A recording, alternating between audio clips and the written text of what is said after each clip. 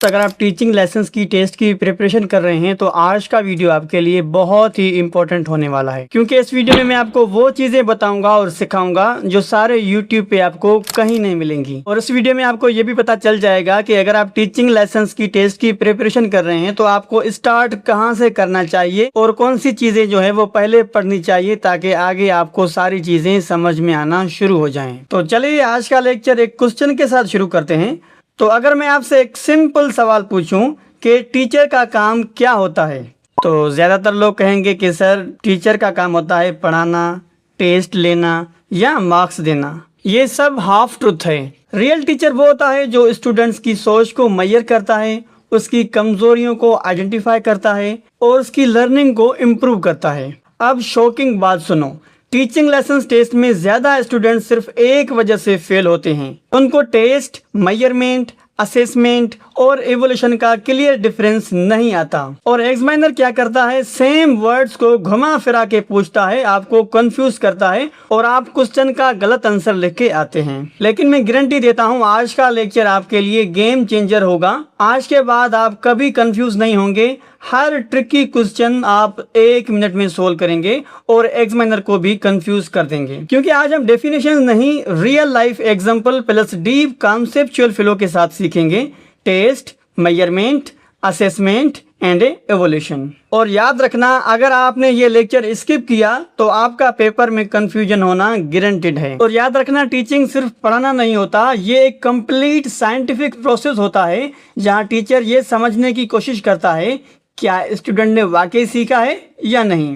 इस सवाल का जवाब देने के लिए एजुकेशन सिस्टम में 4 इम्पोर्टेंट कॉन्सेप्ट यूज किए जाते हैं: test, measurement, assessment and evaluation. और अगर आप इनका फ्लो समझ गए तो आपका पेडागोजी का 60% कॉन्सेप्ट क्लियर हो जाता है। तो आज के लेक्चर में सबसे पहले हम समझते हैं टेस्टिंग एलिमेंट्स। ये टेस्टिंग एलिमेंट्स क्या होते हैं।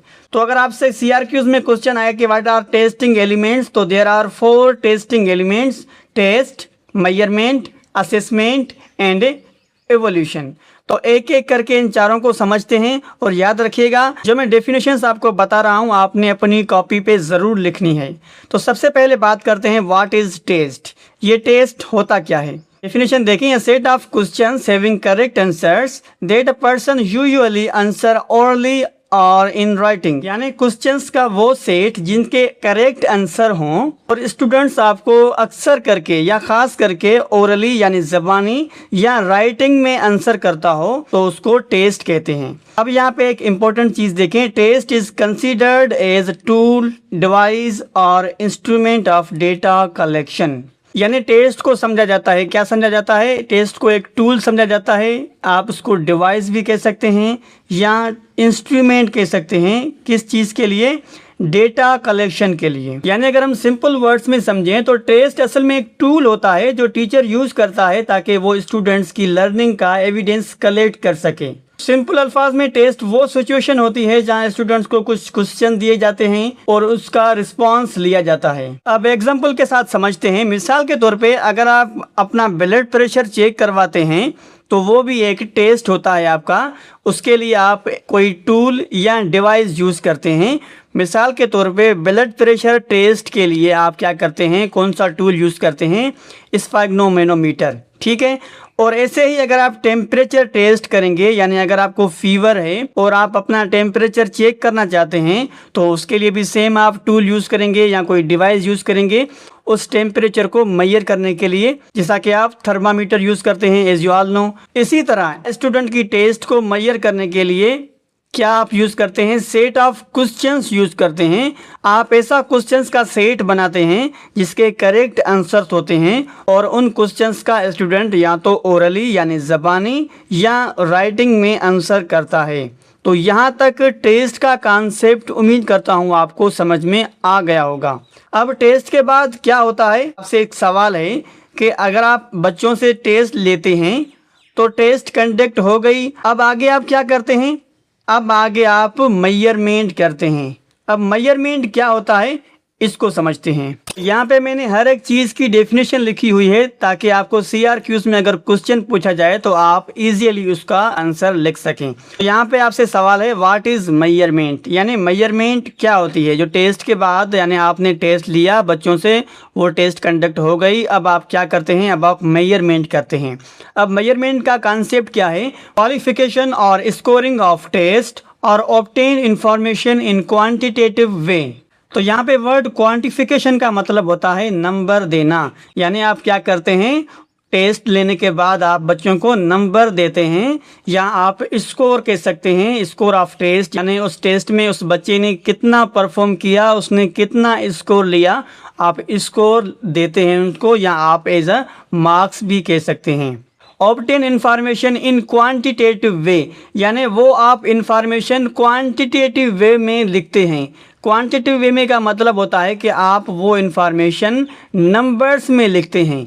मिसाल के तौर पे आपने बच्चों से टेस्ट कंडक्ट किया, अब आपको पता कैसे चले कि कौन सा बच्चा फर्स्ट है, सेकंड है या थर्ड है, तो आप उनको नंबर्स देंगे कि मिसाल के तौर पे 50 मार्क्स का एक पेपर था, उसमें से एक बच्चे ने 45 मार्क्स ली, दूसरे बच्चे ने 35 और तीसरे बच्चे ने 25, यानी बच्चों ने टेस्ट दिया। अब आप उस टेस्ट के रिजल्ट को मेजर करेंगे, यानी नंबर्स में लिखेंगे, तो उसको कहेंगे मेजरमेंट।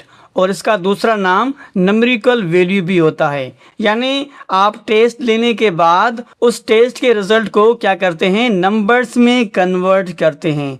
तो अब देखते हैं इस मेजरमेंट का पर्पस क्या होता है।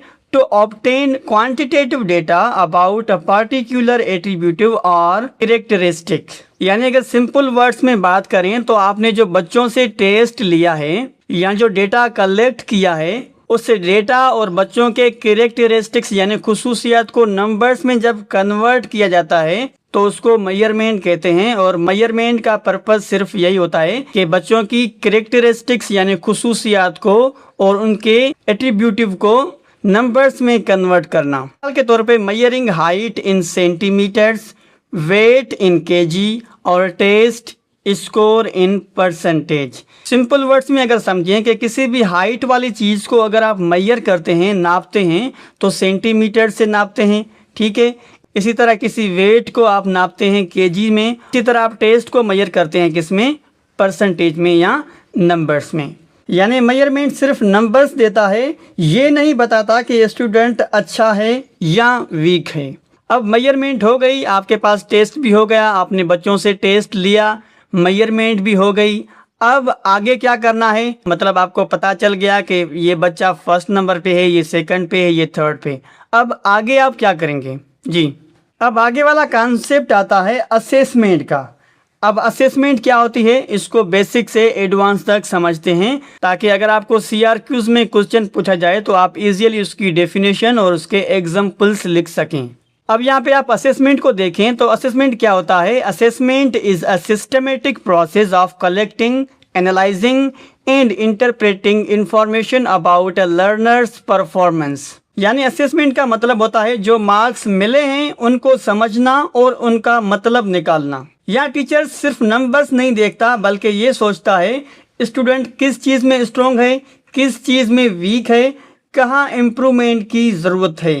तो आप ऐसा भी कह सकते हैं assessment is equal to checking, यानी एक टीचर टेस्ट देने के बाद मेजर करता है और चेक करता है कि किस स्टूडेंट में कौन सी वीकनेस है और किस स्टूडेंट में कौन सी चीज़ स्ट्रॉन्ग है और कहाँ पे हमें इम्प्रूवमेंट करने की ज़रूरत है। इस स्टेज पर टीचर ये भी देखता है कि स्टूडेंट का बिहेवियर कैसा है, उसकी अंडरस्टैंडिंग लेवल कैसी है, वो क्लास में कैसे पार्टिसिपेट कर रहा है। मतलब असेसमेंट सिर्फ टेस्ट तक लिमिटेड नहीं होता बल्कि कंटिन्यूअस प्रोसेस होता है। अब यहाँ पे मैंने आपकी आसानी के लिए सेकंड डेफिनेशन लिखी है। Assessment is a process, assessment एक प्रोसेस होता है इन विच अ टीचर चेक्स, जिसमें एक टीचर चेक करता है। क्या चेक करता है, स्टूडेंट्स स्ट्रेंथ, यानी स्टूडेंट्स की स्ट्रेंथ चेक करता है, स्टूडेंट्स वीकनेस, स्टूडेंट्स की वीकनेस को आइडेंटिफाई करता है, where is need for improvement, कि किस बच्चे में कहाँ पे इम्प्रूवमेंट करने की ज़रूरत है।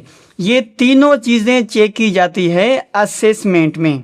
यानी असेसमेंट एक कंटिन्यूअस या चेकिंग प्रोसेस भी आप इसे कह सकते हैं। Assessment is the process of deep level learning. Assessment एक डीप लेवल लर्निंग का प्रोसेस होता है। Assessment is not limited on the test only, यानी असेसमेंट सिर्फ टेस्ट पे लिमिटेड नहीं होता, but it is continuous process, बल्कि ये कंटिन्यूअस प्रोसेस होता है। अब मैंने आपको ये सारी चीज़ें लिख के इसलिए दी हैं ताकि अगर आपको टीचिंग लेसन्स की टेस्ट में इस तरह का क्वेश्चन आए तो आप अच्छे तरीके से डिफाइन कर सकें।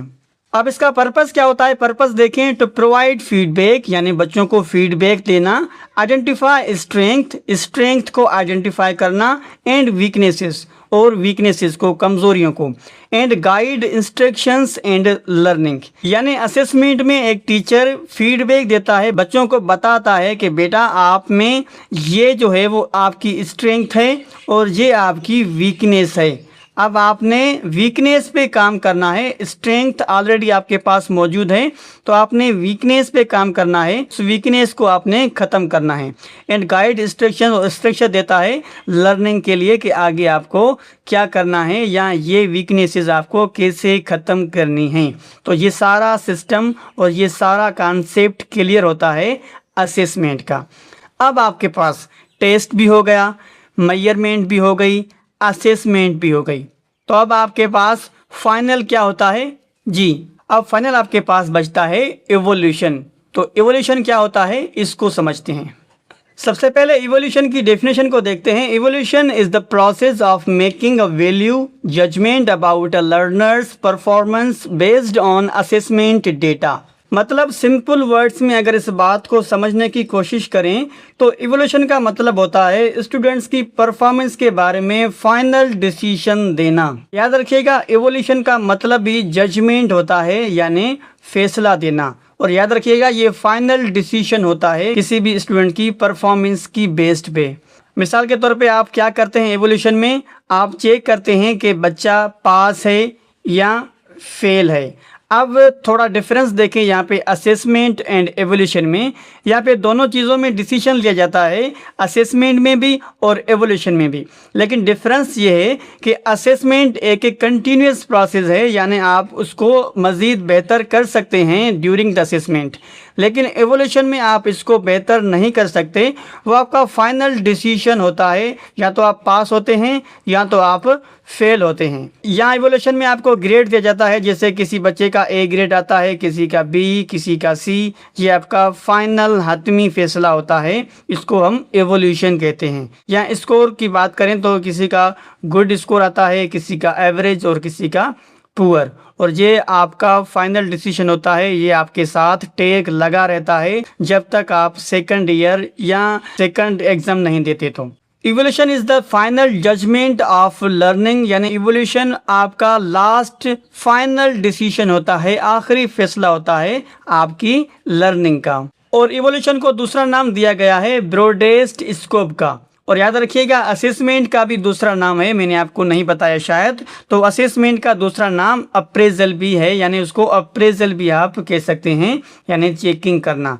तो इवोल्यूशन यानी फैसला करना, ब्रॉडेस्ट स्कोप इसकी सेम मीनिंग है, ये इसे साइनोनिम भी आप कह सकते हैं। तो उम्मीद करता हूँ यहाँ तक आपको बात क्लियर समझ में आ चुकी होगी। अब इसका कंक्लूजन देखते हैं कि आपको कितनी बात समझ में आई है।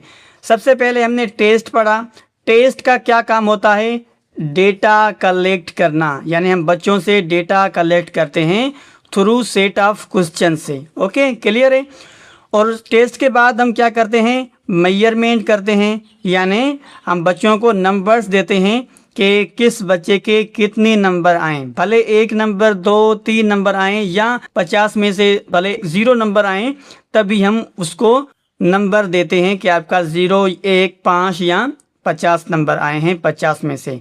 उसके बाद असेसमेंट यानी चेक करते हैं, या असेसमेंट आप इसको मीनिंग भी कह सकते हैं। मीनिंग का मतलब है कि यहाँ पे बच्चों को चेक करते हैं कि कौन सा बच्चा किस चीज़ में वीक है और किस चीज़ में उस बच्चे की स्ट्रेंथ है और कहाँ पे उस बच्चे को इम्प्रूवमेंट करने की ज़रूरत होती है। और लास्ट में हमारा आ जाता है एवोल्यूशन। एवोल्यूशन अभी अभी पढ़ के आए हैं हम। एवोल्यूशन का मतलब होता है डिसीजन देना, बच्चे को बताना कि आपका ए ग्रेड, बी ग्रेड या सी ग्रेड आया है, या आप एवरेज, पुअर या गुड हैं। ये सारा कॉन्सेप्ट था आज के लेक्चर का, जिसमें हमने test, measurement, assessment and evaluation के बारे में पढ़ा और अच्छी तरह से समझा। उम्मीद करता हूँ आपको ये वीडियो अच्छा लगा होगा। अगर वीडियो अच्छा लगा है तो वीडियो को लाइक करें और अपने एक दोस्त के साथ ये वीडियो ज़रूर शेयर करें। Thank you so much.